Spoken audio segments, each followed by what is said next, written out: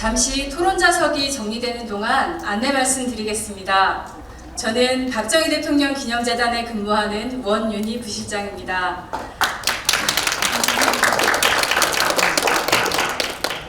박정희 대통령 기념재단은 정부나 지자체의 지원 없이 오직 국민들의 기부와 후원금만으로 운영되고 있습니다. 여러분의 후원금으로 서울 상암동에 있는 박정희 대통령 기념도서관 운영은 물론 오늘과 같이 그 시대를 재조명하는 학술 연구와 세미나, 도서 발간, 전시회와 기념음악회, 어린이들을 위한 다양한 문화 행사들을 개최해오고 있습니다. 또 한국의 근현대사를 가르치는 박정희 아카데미를 10기까지 운영하면서 800여 명의 수료생을 배출하였고 현재 11기 수강생을 모집 중에 있습니다. 여러분들의 한 분 한 분 많은 관심과 참여 그리고 후원은 저희에게 큰 힘이 됩니다. 앞으로도 계속 더 다양한 사업들로 박정희 대통령의 뜻과 정신을 이어나갈 수 있도록 여러분들께서 우리 재단의 든든한 후원자가 되어주셨으면 합니다. 행사가 끝난 후에 그냥 지나치지 마시고 행사장 앞에 마련되어 있는 100만인 후원 캠페인 데스크에서 후원자 등록을 부탁드립니다. 감사합니다.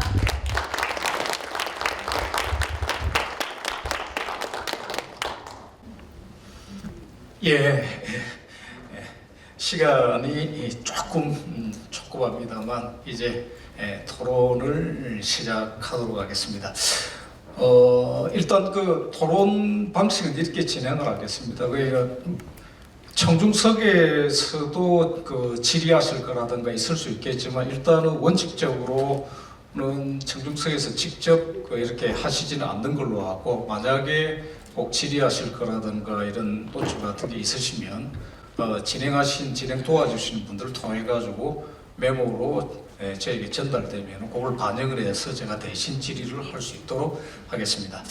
오늘 그 세 분 정말 귀한 첫 번째 유신 올 10월 17일 50주년의 첫 세미나 아주 귀한 중요한 어떤 논점의 발제가 이루어졌다고 생각이 됩니다.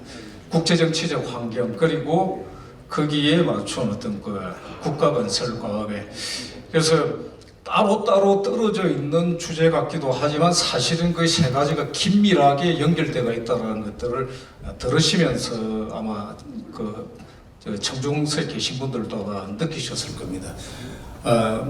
우리가 피할 수 없는, 우리가 좌지우지할 수 없는 국제정치 환경의 도전이 이렇게 엄습해 왔고, 그리고 거기에 대응하는 어떤 유신이었습니다. 그리고 또 그와 함께 재성 교수님께서는 또 자주국방 방위산업 이 문제, 사실은 이 논점 같은 경우에는 자주국방의 문제, 또 방위산업 문제, 방위성금 아마 다 기억을 하실 겁니다. 지리하게 느꼈었고 상투적으로 느꼈던 예전의 그 경험들, 그 느낌들 기억은 하고 계실 줄 압니다.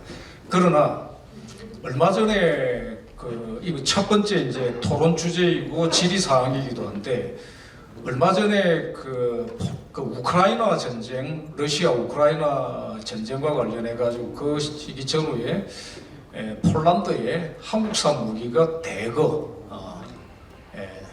수출되게 되었다고, 그건 폴란드에서 요청이 있었다는 이야기. 그리고 러시아에서 좀 묘한 기사가 있습니다. 러시아에서 북한 무기를 대거 수입하기로 했다. 근데 북한의 이제 그 이야기는 저는 이제 이렇게 실제 상황도 드러났지만 러시아가 한계 상황에 이런 거, 재래식 무기에서는 한계 상황이 이렇던 것들을 역설적으로 증명해 주는구나.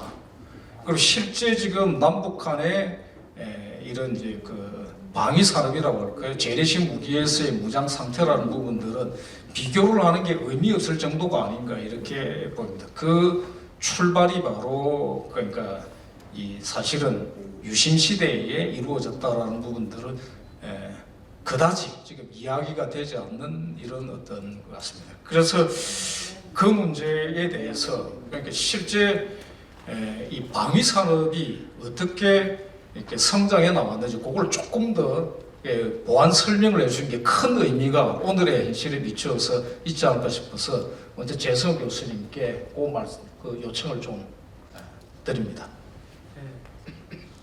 글쎄 뭐 상당히 사실은 제가 뭐 이쪽 분야의 전문가는 아닌데 이 과제를 보면서 제가 함께 공부를 좀 하게 됐습니다. 그래서 이제 그 방위산업을 할 때 70년 8월 6일 날 대통령님께서 극비리 무기개발위원회라는 걸 설치를 했고 국방과학연구소라고 해서 ADD라는 거를 이제 창설을 했죠. 그러면서 그와 함께 M16 공장을 건설하라고 지시를 했습니다. 그리고 그 당시 우리 개인 화기는 6.25 전쟁이 있을 때 아까 카빈총하고 월남전에 갔을 때 미군이 공급했던 M1밖에 없었거든요. 그래서 이거를 이제 좀 개인화기 소총, 아까도 말씀드린 기관총, 그래서 이 견인국사포, 박격포 이런 무기 국산화에 주력을 했고, 아까 말씀드렸다시피 이제 미사일 개발에 착수를 했는데 그 당시에 미국이 반대와 압력이 있었습니다. 그런데 이것에 이제 굴하지 않고 중단 없이 배꼽 미사일 개발을 지속해서 78년 9월달에 국산화율 90%에 달하는 대한민국 최초의 유도탄을 개발했죠. 그때 당시에 배꼽의 사거리는 180km였습니다.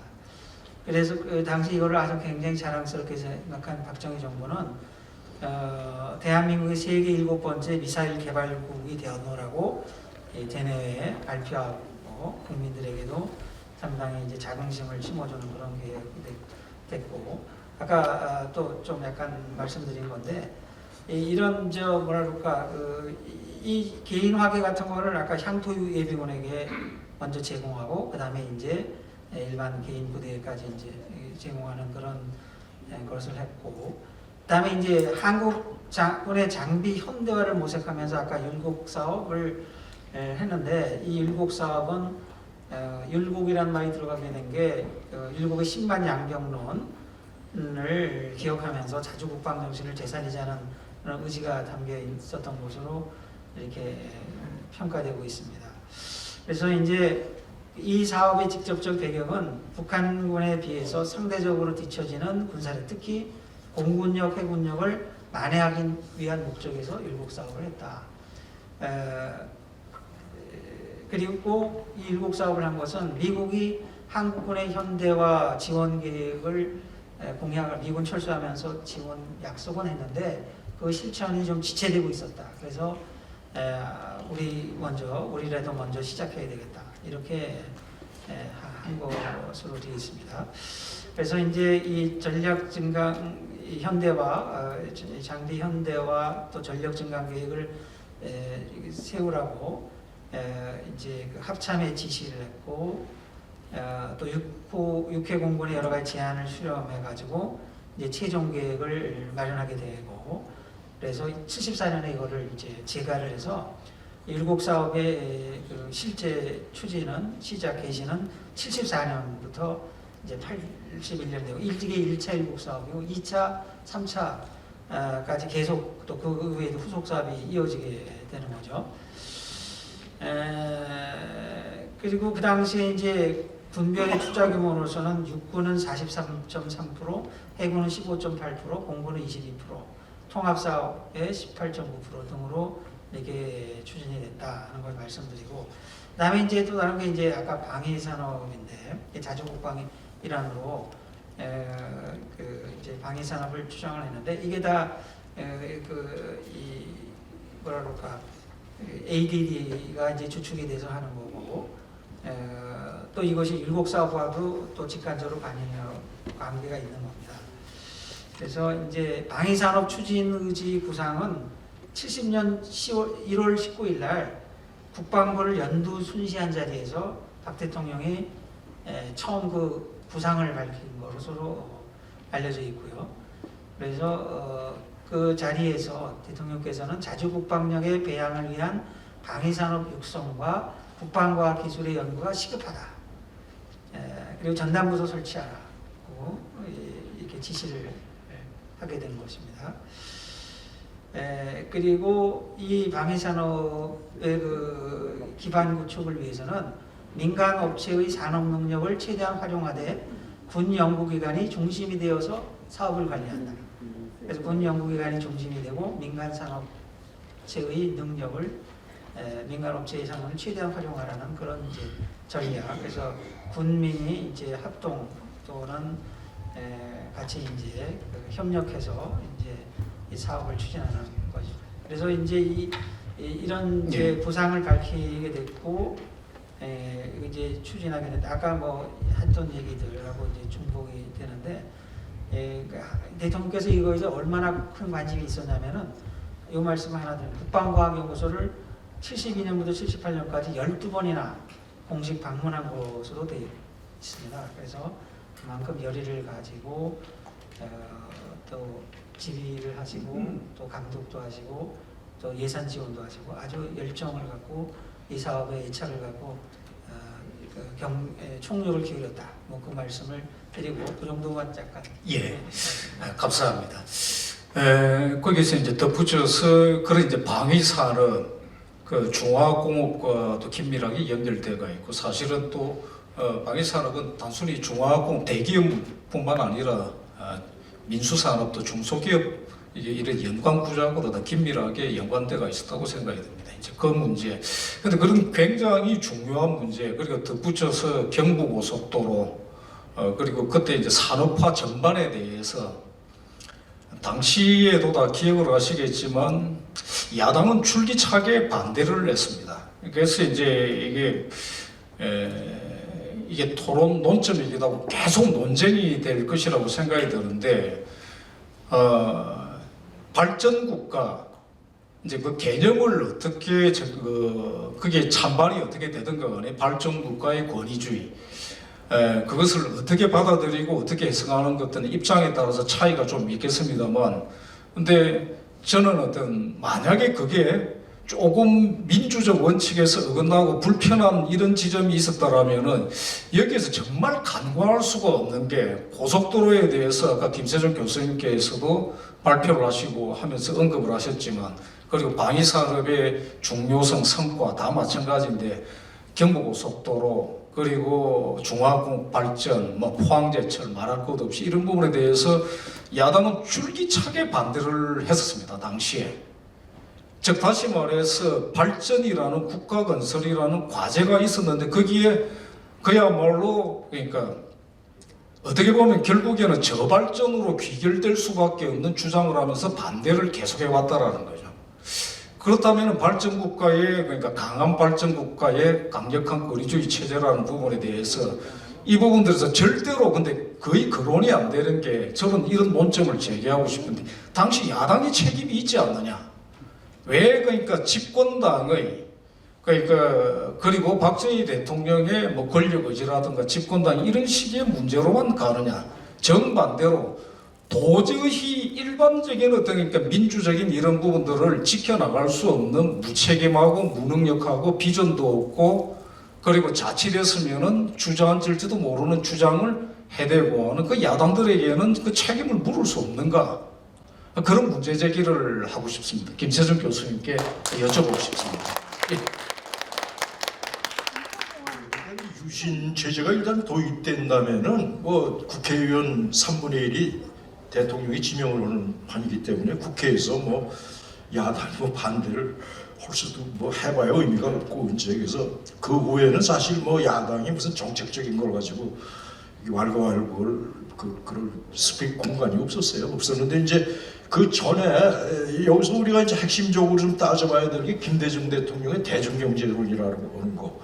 그걸 이제 그 양반은 나름대로 근데 야당의 대중경제론은 김대중 대통령 때 나온 게 아닙니다. 그게 굉장히 이르게 64년이 유진호 당수가가 먼저 그 얘기를 꺼내고 그래가지고 이제 이 대중경제론이라는 게 이제 나오는데 지가 뭐 거기에서 좀 아주 그 테크니컬한 것까지 잘 알지는 못합니다. 이게 그냥 크게 보면은 뭐 어떤 분배와 평등과 뭐 대중 경제에 대한 대중적 참여 뭐 그래가지고 이게 이제 이 대중경제론의 그 오리지널한 그 아이디어와 저자가 누구냐를 이제 박현채라고 하는 얘기가 유력하게 나오죠. 박현채 씨는 이제 일찍 빨치산을 하다가 완전히 좌파 경제학자인데 이제 이분의 그 아이디어고, 그러니까 크게 봐서 좌파적인, 우리가 뭐 그걸 공산당이라기보다는 이제 우리가 박 대통령이 대기업을 키우고 뭐 이런 것들이 다 못마땅한 거죠. 그리고 그 대중경제로 또 농촌을 먼저 키워야 된다는 뭐 또 이런 사실 농촌 인구가 대다수였으니까 그냥 상식적으로 들으면 굉장히 그럴듯한 것도 있는데, 이제 현실적으로 우리가 경제 부가가치를 높이고 발전시키려면 농촌에 위주할 수는 없는 거거든요. 그러니까 어떤 현실적인 그런 실사구시적인 이론이라기보다는 뭐 좀 이념적이고 뭐 좌파적인 어떤 그런 이념이 바탕이 된 논리였기 때문에 이제 박 대통령이 보기엔 뭐 사실 이게 이제 황당무계한 것이었었고, 근데 유신 이후에는 뭐 그것이 그렇게 그런 쟁점들 가지고 이제 뭐 옳고 그르니 형편은 못했고, 그것이 이제 뭐 나름대로 중화공업을 일관되게 뭐 상당히 뭐 어떤 면에서 무리가 있을 정도로 정책 금융의 당시 80%가 중화업으로 들어가고, 그거는 경공업 쪽이 좀 소홀히 된다든지 뭐 이런 또 부작용도 있었습니다만은, 박 대통령이 하여튼 이렇게 그냥 화끈하게 짧은 시간에 뭐를 달성한다고 하는 그런 나름대로 어떤 전략적 마인드라고 그럴까, 그게 발휘될 수 있었던 거죠. 예, 감사합니다. 그래서 당시 실제로 이제 질문 사항들도 그 연관된 그대로는 아니지만 다 관련이 되니까 나중에 종합적으로 또 한번 다시 청주서에서 받은 질문 포함해서 질문을 드리기도. 그 다음에 이충구 박사 이렇게 이제 가장 중요한 사실은 이제 이게 전체의 기조 발제일 수 있는 어떤 그렇다고 생각이 됩니다. 그러니까 논문에서도 언급을 하시고 발제에서도 말씀을 하셨듯이 한국은 어쩔 수 없이 우리가 한국을 세계를 좌지우지하는 이런 나라는 아니기 때문에 국제 정치를 조금 더 컨트롤을 할 수 있으면 좋겠지만 일단 더 현실적으로 적응을 하는 게 이렇게 맞다라는 지적들이 사실 굉장히 중요한 것 같습니다. 근데 그때 당시에 엄청난 도전이 다가온 것은 사실상 6.25 전쟁만큼의 그런 어떤 긴장, 그리고 박정희 대통령 시대 보면은 1.1 사태도 그렇고 문세강 암살 업무 그 시도, 그때 유경수 여사께서 돌아가시게 되죠. 그런 어떤 그 전쟁 행위였다라는 생각이 듭니다. 이제 그런 일이 진행되고 있었는데 닉슨 독트린과 관련해서 오늘날까지도 이 문제들은 조금씩 계속 그 논점이 되고 완전히 정리는 안 된 것 같은 이런 문제가 있는데, 키신저 특히 닉슨 구상은 동시에 키신저 구상이기도 하지 않습니까? 근데 그 회복된 세계에서 이야기를 할 때 보면은 5대 강국의 예전에 그러니까 논문에서도 박사님께서 언급을 하셨지만 나폴레옹 전쟁 이후에 중부 유럽에서의 중유럽적 어떤 그 구상의 어떤 경험에 기초한 그런 상당히 이제 통찰력도 있고 일리가 있는 대목도 있지만 지금 오늘날의 현실에 비추어 볼 때 아쉬움이 있는 것은 이데올로기, 이념, 체제 대립, 대결의 문제. 그러니까 전체주의 체제와 지금 현재 더욱더 긴박해지고 있는 자유민주 체제와 전체주의 체제의 대결 대립 구조, 이 문제가 빠져가 있지 않느냐라는. 그리고 그때 이제 미중 수교 문제 같은 경우에서도 당시 이제 중국의 변화를 중공의 말하자면 세련된 현대적인 중국으로의 변화 발전을 기대했지만 오늘날 중국이 보여주고 있는 모습은 전혀 그렇지 않다라는 거죠. 그래서 이런 문제와 관련해서 그래서 전체 이 책 제목도 그렇습니다만 유신이 단순히 옛날 이야기가 아니라 그때 그리고 오늘입니다. 예전의 이야기이기도 오늘의 문제와 연결된 문제인데 그것과 관련해서 조금 가르침해 주시는 말씀. 예. 뭐 가르침이라기보다도 그러니까 이제 문자를 쓰면 말이죠. 1953년 한국전쟁 끝난 다음에서부터 이제 10월 유신이 있을 무렵까지는 국제 정치가 완전히 두 개로 쪼개져 있었습니다. 그러니까 미국 편, 소련 편 이렇게 쪼개져 있어가지고 미국 편에는 아무리 작은 나라라 할지라도 소련이 건드리면 미국 와서 도와주는 구조였습니다. 그래서 그때가 참 그 영어로는 타이트 바이폴라 시스템이라고 그러는데 양극 체제가 탕탄했다. 그러니까 그 조그만 나라들이 뭐 미국 편이든 소련 편이든 어느 편에 있으면은 옆에 있는 나라가 와서 건드리면은 우리가 맞으면은 미국이 도와주고 북한이 맞으면 소련이 도와주고 이런 체제였기 때문에 큰 싸움이 날 수가 없었어요. 그런데 갑자기 뭐 이게 이렇게 표현하는 게 말이 많은지 모르지만 어른들이 화해를 한 거라. 근데 애들끼리는 화해가 안 된 상황이에요. 미국하고 중국이 이제 싸우지 말자고 그랬는데 이제까지 우리는 야 미국 너 북한이 나 때리면 네가 나 도와주게 되는데 이제 안 싸우겠다는 거 어른들끼리 이런 거 황당한 상황이 되는 겁니다. 지금 만약 우리가 미국이 손 떼고 나가면 우리가 지금 중국하고서 당장 싸울 가능성이 훨씬 높아지는 거죠. 지금 미국 때문에 중국이 그랬습니다. 얼마 전에 그 사드 문제 때문에 우리나라 대사가 가서 설명할 테니까 좀 들어주시오. 그때 들을 필요 없어. 미국만 나가봐라 그랬습니다. 근데 바로 그런 상황이 그때 왔다라고 얘기할 수 있는 겁니다. 그러니까 애들끼리는 아직도 싸움이 고도로 긴장돼 있는데 그리고 우리한테는 북한이 더 센 아이였는데 우리를 북한이 건드리면 막아주겠다는 미국이 저쪽 뒤에 있는 놈하고는 안 싸우겠다. 이런 그 아주 웃기는 상황이 그때 이제 도래된 것이고 박정희 대통령이 자주 국방을 한다고 그랬는데 박정희 대통령보다 미국의 소중함을 아는 사람이 없었습니다. 박정희 대통령이 그 유신을 한 다음에 카터가 1976년에 이제 선거전을 하는데 밑도 끝도 없이 주한미군 철수입니다. 주한미군 철수인데 왜 철수하냐 물어보니까 미국 역사상 가장 바보 같은 대통령인데 그렇게 대답을 하면 안 되죠. 야 박정희가 독재하기 때문이야. 나는 독재 국가를 지원할 수 없어. 그게 이제 카터의 주한미군 철군 정책입니다. 그래서 이 박정희 대통령이 야 워싱턴 앞에 30km밖에 소련군이 와 있으면 너는 이렇게 안 하겠냐라고 오히려 욕설을 합니다. 내가 그런 것만 막무가내로. 그래서 박정희가 이 카터가 이제 서울을 방문할 때 그때 그 자기 대통령 그 청와대에 있는 사람들과 같이 심지어는 연습됐습니다. 내가 카터가 앉으면은 이렇게 얘기할 거야. 그래가지고 카터 행세하는 사람도 놔두고 자기가 막 설명을 막 하는 거예요. 그 연습을 다 하고서 카터가 들어앉자마자 근데 카터는 그때 이제 자기가 한국을 방문하면서 아주 우리를 모욕했습니다. 김포공항에 비행기가 내린 다음에 그 뭐 보통 미국 대통령이 우리를 대접해 줄 때는 하얏트 호텔 가서 자는 겁니다. 지금으로 말하면.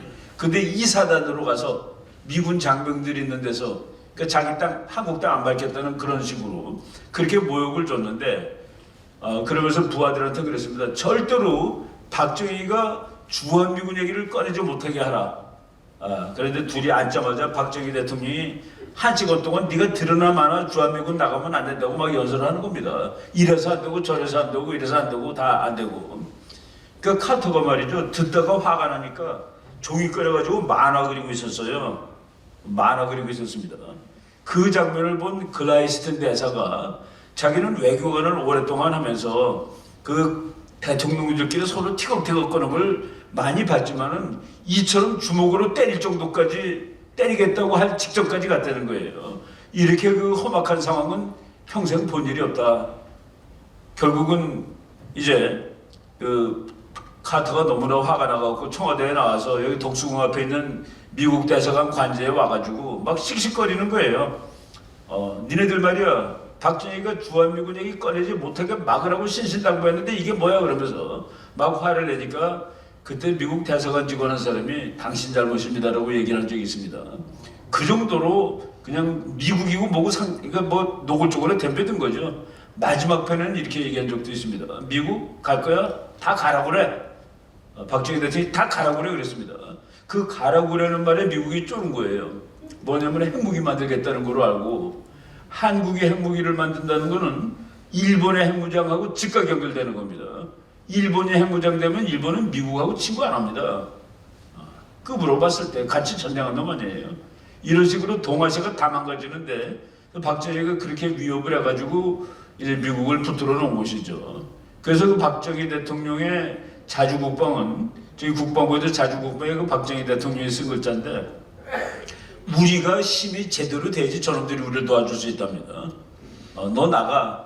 뭐 우리나라 좌파 정부는 미군 나가면 우리 힘으로 한다고 그래가지고 여러분 데이터 보면은 좌파 정부들이 항상 군사비가 많아요. 그러면서 우리가 이렇게 국가안보에 애쓰지 않았냐 그러는데 박정희는 미군을 붙들어 놓는 한도 내에서 우리 자주 국방을 얘기한 겁니다. 그래서 이제 그 사람이 그 탁월한 측면이 있고, 그리고 박정희 대통령의 그 국가안보 정책을 보면은 보통 사람들은 군사력부터 먼저 기릅니다. 그런데 이 사람은 경제력부터 기른 겁니다. 경제력. 그러니까 장군 출신답지 않게 경제력이 커야 이 나라가 사는 거야라는 그런 군인으로서는 약간 놀라운 거예요. 지금 우리 민간인 학자들이 보면은 북한은 강병부국하다가 망한 나라입니다. 우리는 부국강병에서 성공한 거예요. 그 이제 박정희하고 이제 김일성의 국가안보 전략이 다른 거죠. 발전 전략이 다르고, 그런 면에서 박정희 대통령이 이 선견지명을 가진 사람이었고, 경제 발전을 해가지고 78년인가 죽기 얼마 전이에요. 경제가 이제 북한을 완벽하게 앞선 다음에 이제 게임 끝났다 할 때 덤비라고 그런 겁니다. 너 덤벼. 야, 김일성이 총이든 칼이든 가지고 덤비라고. 뭐 결국은 이제 뭐 지금은 뭐 우리가 북한한테 능히 북한 정도는 상대도 안 되죠. 이런 상황이 됐는데, 그래서 그 박정희 대통령의 그 몇 가지 관점들이 상당히 선견지면적 관점을 가지고 있었다라고 얘기할 수 있습니다. 보완해서 예. 대한민국이 건국된 48년부터 현재 2022년까지 74년을 거치면서 우리는 여러분 다 아시는 얘기지만 냉전 시대하고 탈냉전 시대 그리고 신냉전 시대를 살고 있습니다. 그럼 냉전 시대라는 게 뭐냐? 저는 박 대통령의 유신도 결국 냉전의 한복판에서 성립된 체제인데, 냉전이라고 하는 건 국제관계의 결정 요인에 있어서 국가 간에 있어서 친구, 적, 우적을 결정하는 요인은 이념이었습니다. 이념이 동질이고, 자유민주주의면 친구고, 그 다음에 공산주의, 혹은 그 전단계 사회주의를 지향하면 그건 적이고 적성국이 되는 거죠. 그래서 이런 이념 때문에 같은 민족도 쪼개져서 분단으로 가기도 하고, 또 여러 민족이 강제 통합된 거예요. 그러니까 구소련 같은 경우에는 뭐 회교도도 들고 뭐 아제르바이잔에 저쪽 있잖아요. 그다음 발트산국, 이런 다른 민족들이 이념의 그 어떤 굴레랄까 그에서 강제 통합이 됐단 말이죠. 그래서 어쨌든 그런 체제에서는 뭐냐, 이 냉전 체제에서는 국가의 안보 생존이 이게 중요하니까 그거 부족하면은 동맹을 찾고, 안보 논리가 우선하고, 그리고 동맹을 찾았다. 그리고 이념이 같으면 형제고 친구고 우방이 되고. 근데 아무리 같은 민족이라도 이념이 다르면 적이 되고 분단되고 이념들이 대결했던 체제들. 이런 상황에서 우리는 그러면 어디냐? 자유민주주의에 미국, 영국, 프랑스, 서방 세계의 자유의 편, 혹은 시장의 편, 개방의 편, 민주의 편, 이쪽과 손을 잡았단 말이에요. 그게 올바른 선택이었고, 그 기초는 박정희 대통령이 아니라 이승만 대통령이 건국하면서 체제 가치를 국민들을 잘 선택해서 함께 가고, 대한민국의 자유민주주의를 선택한 그 기초에 한미동맹을 만들었단 말이죠. 그래서 뭐 한미동맹 53년이지만 6.25 전쟁 때 참전한 16개국 보면은 다 뭐냐, 미국, 영국, 프랑스, 뭐 호주, 뉴질랜드, 캐나다. 여기 보면은요, 이번에 최근에 엘리자베스 여왕 돌아가셨는데 영연방 국가들이 많았어요. 그러니까 미국도 뭐 앵글로색슨의 기초 나라를 세우고 이제 다민족 국가가 됐지만은 그쪽 편이 돼 있어요. 그래서 우리는 한미동맹이 53년에 의해서 한미동맹이 있지만, 저는 어떤 얘기를 하면은 거기 영국, 프랑스, 호주, 뉴질랜드, 미국 하면은 이게 파이브 아이즈라고 그래가지고 정보동맹, 에슐론이라고 이름의 정보동맹을 맺고 있잖아요. 그러니까 나머지 국가들하고 간접 동맹을 맺고 있고, 또 아주 강한 친한 우방국들이죠. 그래서 우리는 이런 상황에서 우리가 뭐랄까, 개방 경제를 하고 계속해서 발전하고, 또 안보적인 그런 이익들을 챙겨왔고, 그래서 오늘날 대한민국이 발전했는데, 탈냉전 시대라는 게 결국 뭡니까? 이념이 퇴조하니까 이 민족의 논리가 분출을 해가지고 결국은 이념에서 분단됐던 동서독이 통일되고 남북이념에도 통일되고 이런 식인 거지. 이 이념의 위패가 벗겨나니까 소련도 무너져서 15개 구성으로 쪼개지고 민족 논리. 그러니까 이 민족의 논리가 분출했는데, 이 우리 유신 시대 때는 안보 논리, 동맹 논리가 민족 논리 우선에 있었기 때문에 우리가 그 당시에 국가 발전의 토대를 만들고 자주 국방도 하고 국가 발전의 기초를 만들고, 그런데 그 상황에서 이 유신 체제에서는 국가 발전 안보를 위해서 인권이나 민주화에 대해서는 진전은 좀 지체되고 익스큐즈를 했는데, 그 익스큐즈가 그 당시에는 받아들여졌다 하는 거예요. 우리가 지금 조국 근대화도 하고 먹고 살고 말이죠. 근데 이게 이제 탈냉 전쟁을 이념이 퇴조하니까 더 이상 이제 인권이니 뭐 민주화를 좀 제한을 하면 할 수 없는 그런 시대에 도입했다 이거죠. 어찌됐든 저는 그 시대 상황을 박 대통령이 잘 선택해서 한일 국교 정상화, 월남전 파병, 종합건설, 또 뭐 몇 가지 아이디, 그 다음에 또 경고소라, 이 4대 국책 사업을 잘해서 결국 오늘 대한민국의 발전에 초석을 맺을 수 있고, 1960년에 우리나라의 1인당 GDP가 제 기억으로는 80불?1도 채 되지 않았던 시절인데, 1980년에 대통령이 돌아간 그 다음에 우리나라가 1,700불인가 1,800불 좀 됐어요. 그래서 이게 80불도 안 되지, 1,700불 되는데, 이것이 테이크오프, 도약, 비약을 그 당시 개발도상국을 테이크오프 컨트리라는 말을 썼잖아요. 월터 리프만인가 뭐 누군가 그랬던 것 같은데.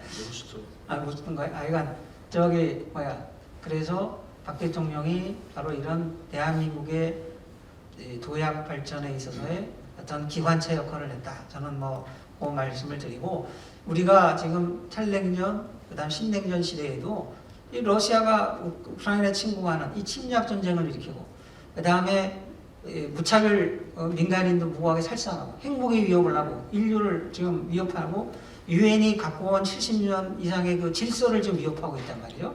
우리는 그 편에 설 수가 없단 말이죠. 그래서 우리는 이 한미동맹의 중요성을 우리는 다 인식하고 있는데, 자라나는 세대 젊은이들은 잘 모른다 이거지. 좌파들이 자꾸 교육하고 하니까. 그래서 우리의 그 후대들에 대한 올바른 안보관, 대북관, 통일관을 고취하고 가려는 것이 우리의 시대적 과제다. 그 점을 말씀드리고 제가 부연의 말씀드렸습니다. 예, 이 정도. 약간 그 부연을 좀 하려고. 예. 그 10월 유신을 미국이 지지한 겁니다. 1972년에 지금 미국이 이제 중국하고 화해를 하면서 월남에서 군 빼면서 한국에서 7사단 나가면서 이게 흔들흔들해서는 안 되겠다라고 생각한 거예요. 이 나라가 단단해야지 이 동네에서 전쟁 안 된다고 생각해가지고, 그래서 10월 유신을 잠정적으로 승인하는 겁니다. 그리고 한국만 단단해지면 안 돼요. 이제 둘이 북한하고 남한하고 전쟁 일어나지 못하게 하기 위해서 그 공산 진영은 북한도 탄탄하게 만들어 놓습니다. 그래서 우리나라의 10월 유신 그 헌법, 아주 강력한 헌법이 나올 때 1972년에는 북한의 사회주의 헌법이라는 것이 아주 긴밀성의 권력을 초강력하게 만들어 놓는 겁니다. 그러니까 그 강대국들 생각에는 이 한국하고 북한이 서로 흐물흐물하다가 싸움하는 것보다는 둘 다 단단해져 가지고 자기네들이 뒤를 안 봐주더라도 안 싸우는 체제로 바꿔놓는 것이 낫겠다라고 이렇게 생각을 하는 거죠. 지금 이제 대한민국이 그 자체 국력이 커졌기 때문에 우리가 이제 그 문자를 쓰면은 약한 나라들은 페니트레이티브 시스템, 그러니까 그냥 바깥에 물이 막 숭숭숭 다 통과하는 거예요. 바로 우리가 유신할 때는 우리나라가 국제 체제에 의해서 엄청나게 영향을 많이 받을 때입니다. 그러니까 우리 힘으로 뭘 어쩔 수가 없을 때예요. 그러니까 그런 상황에 대응하는 거로 10월 유신이 나왔다는 거는 그 당시에 어쩔 수 없는 일이 될 수도 있다고 보는 겁니다. 그리고 이제 국내 정치적으로는 야, 너가 권력을 강화시키는 거 아니야? 국회의원을 3분의 1이나 네 손으로 뽑고 그 비난을 받을 수 있지만은 국제 정치적으로 국가의 힘을 결집시키고 이러는 데는 방법이 없었다는 거죠. 우리가 그 월남 전쟁 할 때 지금 여러분들 저 군대 가가지고 애만 총 들고서 한번 훈련받은 사람도 있을 겁니다. 이거 우리 총이 아니에요. 얼마나 큽니까? 이거 무겁고 2차 대전 때 미군이 쓰던 총인데 그거를 그 M16으로 바꾸는데 이 중화공업 일으키기 전에 그 월남에서 다 훔쳐왔습니다. 훔쳐온 거예요. 월남에 이제 군대가 이제 오면 가 있는데 그 미군이 한국군이 왔으니까 미군 총을 주지 않습니까? 그럼 그때 최명신 장군이 그거를 전부 기름종에다 싸가지고 한국으로 다 보냅니다. 그리고 다 잃어버렸다고 그러면 미국이 알면서 또 줍니다. 그래가지고 와서 한국군이 먼저 이제 정규군은 그 M16을 가지게 되고 그 카빈이라든가 애만촉은 예비군으로 돌리게 되고 그러면서 그때 그 얘기를 들어보면 그 미국 장군이 그럽니다. 우리나라 이 최명신 장군 보고 최명신 내가 총 다 잃어버렸다 그러면 웃으면서 이 신사도둑놈 젠틀맨 세이브라고 그러면서 이거 신사도둑놈일세 그러면서 총을 또 주고 그랬다는 일화가 있는데 그 당시에 이제 우리가 거꾸로 그 옛날 이야기를 보면은 참 그 열심히 살던 사람들이다라는 생각이 드는 거예요. 우리는 뭐 그냥 먹물들이니까 뭐 앉아가지고 뭐 민주주의를 해야지. 내도 뭐 언제 그 어렸을 때 그렇게 썼습니다. 얼음 덩어리를 이기는 것은 촛불이다 그랬는데 얼음을 어떻게 촛불이 이깁니까? 지금 생각해 보니까 횃불쯤 되면 혹시 몰라도 그게 이제 뭐 민주주의가 독재를 이길 수 있다라고 했는데 그건 뭐 낭만적인 얘기고 그때 4대국이 보장해주면 될 줄 알았죠. 그런 보장이 지구에 어디 있습니까? 그래서 약간 뭐 우리가 지금 역사를 평가하는 작업을 하는데 아직도 아마 너무 이를지도 모릅니다. 솔직히 우리 뭐 다 박정희랑 맞짱 뜨면서 살았던 사람이고 뭐 그런 거 아니겠습니까? 그래서 좀 더 지난 다음에 그런데 지금 러시아 자료 나오고 북한 자료 나오고 중국 자료 나오면은 국제정치 자료도 나오면은 앞으로 아마 박정희 대통령이 한 일은 올바른 일이었다라고 이제 판정받을 가능성이 더 높아지리라고 봅니다. 네. 시간이 지금 간단한 거 하나 말씀드리겠는데요. 그 재밌는 여론조사 결과가 있어요. 이게 동아일보에서 보도한 건데 이 논문에 이게 이제 인용이 되어 있는데요. 유신 체제가 중화공업에 도움이 됐느냐 안 됐느냐 그런 일반 여론조사가 있는데 굉장히 놀라운 67.6%가 도움이 됐다는 게 일반 여론조사의 결과예요. 그 다음에 또 하나 흥미있는 게 민주화에 기여한 가장 큰 요인이 뭐냐 이게 이제 한국정다학회에서 조사한 결과인데 여기 보면 이제 뭐 경제 발전 그다음에 뭐 운동권의 투쟁 뭐 야당의 무슨 뭐 반대 뭐 이렇게 이제 항목들이 쭉 있는데 가장 많은 그 비율을 차지한 게 경제 발전이 민주화의 가장 첫 번째 가는 그 비율수다라는 결과가 나왔습니다. 이거 한국정다학회에서 온 건데 이게 아마 거의 50%까지 가까이 나오고 그 다음에 이제 뭐 운동권과 야당을 다 합쳐서 아마 30%가 되든가 이렇게 이게 2000년대 초반에 나온 여론조사 결과고요. 그 다음에 이제 뭐 여기 좀 다 좋은 말씀하셨습니다만 산업화라는 거 박정희 시대에 이루어진 산업화를 뭐 그냥 이걸 좀 더 거시적으로 한번 그 의미가 뭔지를 살펴볼 필요가 있는데 우리가 인류사를 아주 거시적으로 볼 때 이제 두 번의 변곡점이 있는 것으로 되게 인정을 합니다. 첫 번째는 이제 우리가 수렵 사회 살지 않았습니까? 애초에 사냥꾼으로 살다가 이 농경 사회가 시작되면서 정착을 하게 되죠. 그러면서 이제 인간 사회라는 게 형성이 되고 뭐 거기서 정치도 나오고 축적도 나오고 하면서 이제 농경 사회가 나오는데 그렇게 정착 사회로 간 게 가장 큰 첫 번째 변곡점이고 인류 역사를 변화시킨 그 다음에 두 번째 변곡점이 산업혁명입니다. 산업혁명까지는 사실 뭐 잘난 나라 못날 거 없이 다 땅에서 농사짓고 인간 평균 연령이 30대 초반이었어요. 구석기 시대가 더 높았다는 학설이 있어요. 왜냐하면 고기를 많이 먹고 오히려 근데 동서고금 할 거 없이 다 30대 초반이 산업혁명 때까지 인간 수명 평균 수명이에요. 전 세계적으로. 그러다가 오늘날 우리가 지금 수명이 어떻게 됩니까? 3배 뭐 100세 시대가 되고 그 다음에 산업혁명이라는 건 단순한 경제적으로 뭐 먹고 사는 거 어떤 그 우생의 문제가 아니라 정치적, 사회적, 문화적 총체적인 변화를 갖고 오는 가장 큰 동력이 산업혁명입니다. 그러니까 우리가 박정희 시대, 우리는 비로소 60년대에 본격적으로 산업혁명에 참여를 하는 거죠. 그래서 박 대통령 시를 거치면서 뭐 이제 그게 전두환 시대까지 듣는 분들이 지가 보니 꽤 있어요. 이제 그때가 뭐 여러 가지 면에서 그야말로 산업사회로서의 면모를 갖춘다고 하는 건데 뭐니 해도 그 기반과 축적은 박 대통령 시절에 이루어진 거죠. 이 의미라고 하는 것은 무슨 그런 뭐 이것저것 무슨 우리가 사소한 걸 떠나서 그런 인류사적인 면에서 볼 때에도 엄청난 의미가 있는 시대였다고 하는 거를 저는 강조하고 싶습니다. 예. 시간이 많지 않아서 마무리를 지어 나가야 될 타이밍인데요. 질문이 들어온 부분들이 뭐 이런 건 있습니다. 유신의 개념을 후손들에게 어떻게 설명해 줘야 하나요? 이것도 굉장히 중요한 질문일 것 같습니다.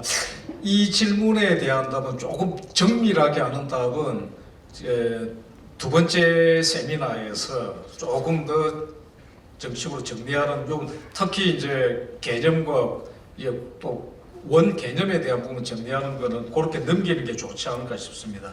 10월 29일 토요일 오후 2시에 박정희 대통령 기념관 박정희 홀에서 두 번째 세미나를 개최를 하게 됩니다. 유신 그러니까 카테고리로 보면은 범주로 보면은 이제 국내 정치적, 근데 단순히 국내 정치라기보다도 정치학적 측면에서 단순히 이제 국제 정치적인 어떤 조건이라든가 이런 게 아니라 근본적인 어떤 개념의 문제를 따져보는 기회가 되겠습니다. 그때 여기에 대한 답변도 할 수 있도록 하겠습니다. 그리고 이런 질문도 들어왔습니다. 그러니까 이제 발전국가 권위주의 이런 부분과 관련해 가지고 오늘날의 이제 자유민주 체제, 우리가 지금은 이제 그렇게 살고 있는데 말하자면 권위주의적 이념과 가치가 자유민주국가 운영에 수용될 수 있느냐 이런 질문. 근데 요거는 이제 그 질문하신 의도는 이제 정확하게 알겠습니다만 이제 권위주의적 이념과 가치는 아니었죠.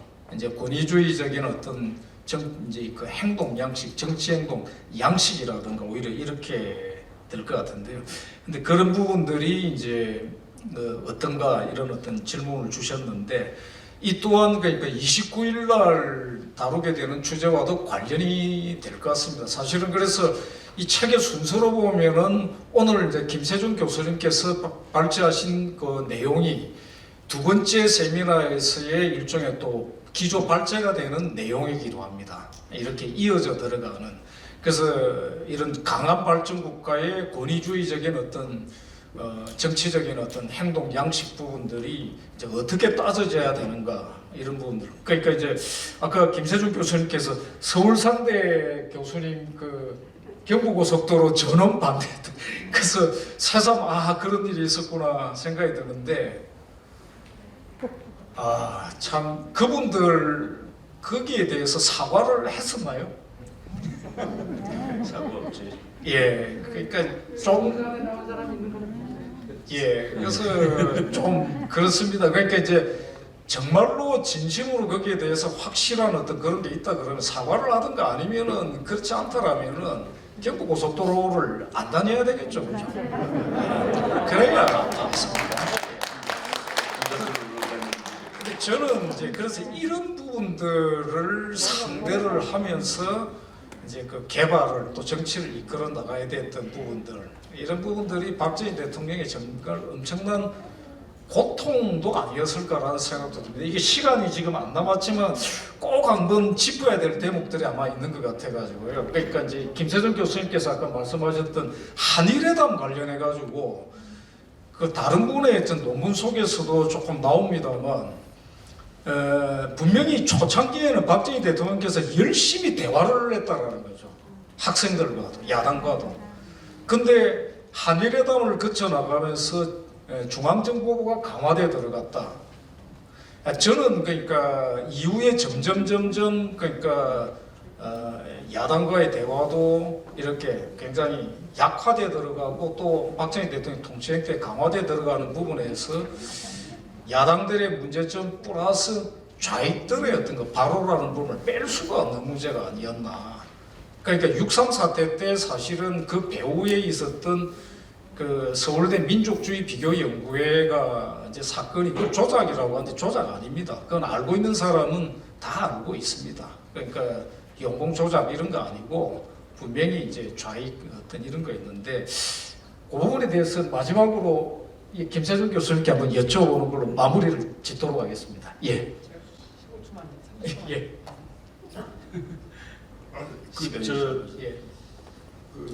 지금 이제 한일회담 반대가 거세게 올라올 때 박 대통령이 지금 유화적으로 나갔어요. 그래서 예.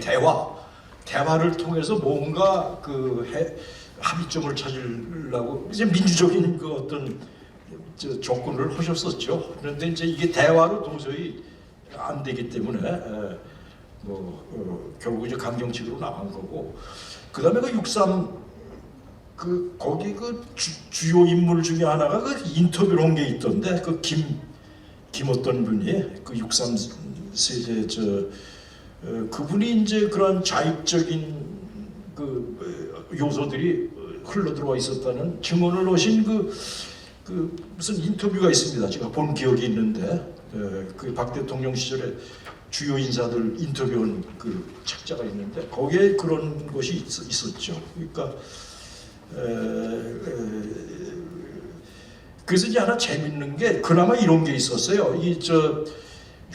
군정 시절에 이제 아까 발전국가를 공고하기 위한 여러 가지 조치가 취해주는데 이제 그 중에 하나가 제가 CIA 얘기를 했습니다만 또 하나가 뭐냐면은 그 이공화국 시절에 굉장히 혼란스러웠지 않았습니까? 통일운동이 번창하고 학생들이 북으로 남으로 오고 왔다 갔다 하고 노동운동도 그때 굉장히 활성화되고 좌파 수면 아래 있던 50년대 분들이 이제 나와서 했을 때 군정 시절에 이분들을 사실 공론회장에서 배제했죠. 다 구속시키고 해가지고 이분들이 이제 60년대 이후엔 공식적인 활동을 못하게 제어가 됩니다.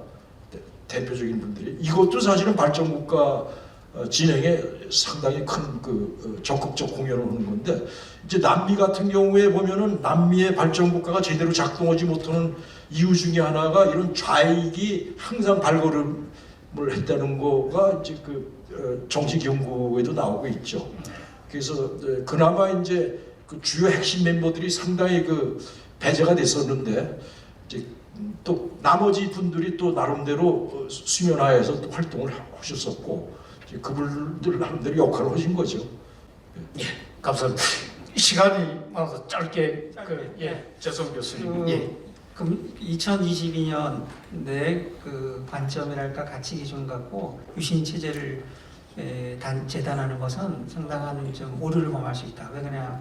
70년대 초기에 한반도를 둘러서 500km 내의 국가 중에 자유민주주의 국가, 미국식의 선진적인 자유민주주의가 없었습니다. 북한의 공산 독재 국가 있죠. 중국의 모택동의 독재가 있었죠. 공산 독재. 장개석도 권위주의 독재였습니다. 필리핀도 독재고, 일본의 자민당 체제, 자유민주주의라기보다는 권위주의라고 할 수 있어요. 자유민주주의 국가 이념은 내세웠죠. 한국도 마찬가지. 그런 상황에서 선진적인 미국, 영국의 민주주의를 요구하는 그거는 어불성설이고, 우리의 당시의 국제 환경, 북한의 대남 전략, 엄중한 상황에서 유신체제의 어느 정도의 불가피성을 또 우리가 인정할 수도 있다.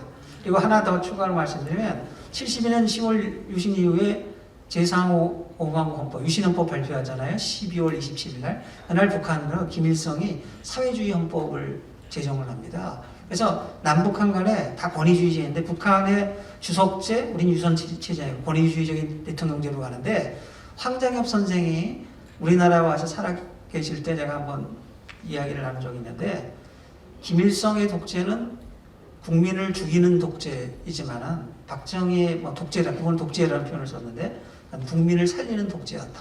그게 양자의 차이다. 라고 하는데 황장엽 선생의 말씀을 제가 상기시켰는 거죠. 예, 감사합니다. 시간이 여기서 마무리.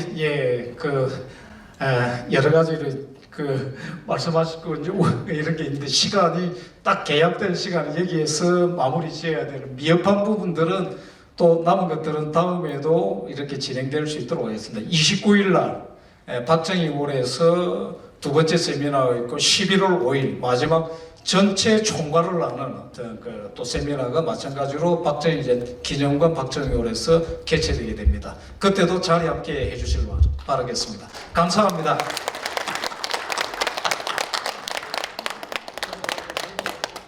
예, 이상으로 10월 유신 제50주년 기념 제1차 세미나를 모두 마치도록 하겠습니다. 예, 감사합니다.